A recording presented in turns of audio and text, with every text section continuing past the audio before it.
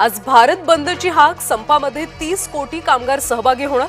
नवीन कामगार कायदे, भारत अमेरिका व्यापारी करार, मनरेगातल्या बदलांमुळे नाराजी, बंदमुळे देशभरातलं जनजीवन विस्कळीत होण्याची शक्यता.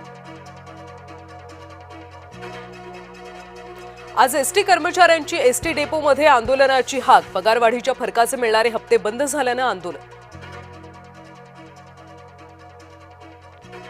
मुख्यमंत्री देवेंद्र फडणवीस आज पुण्याचा आढावा घेणार. दुपारी 1 वाजता व्हीसीद्वारे घेणार आढावा. पुणे जिल्ह्याला वाढीव निधी देण्यासंदर्भात निर्णयाची शक्यता. आज उपमुख्यमंत्री सुनेत्रा पवारांची पुण्यामध्ये बैठक, आर्थिक वर्षाच्या जिल्हा प्रारूप आराखड्याबाबत चर्चा होणार.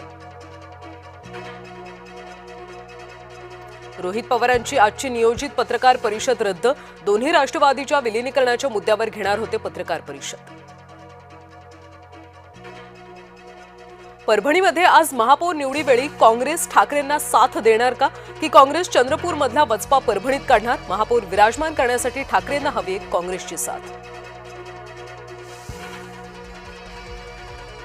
मुंबईच्या रस्त्यांवरच्या अतिक्रमणांवरून मुंबई हायकोर्टाची तीव्र नाराजी. पुढच्या 10 वर्षात मुंबईकरांना घोड्यावरून करावा लागेल प्रवास. हायकोर्टाचा बीएमसी प्रशासनाला जोरदार टोला.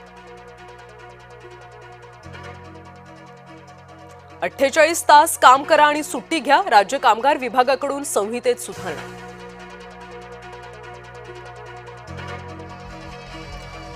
मोनो डार्लिंग पुन्हा येणार सेवेत. गेल्या 5 महिन्यांपासून तांत्रिक बिघाडामुळे मोनो सेवा होती ठप्प.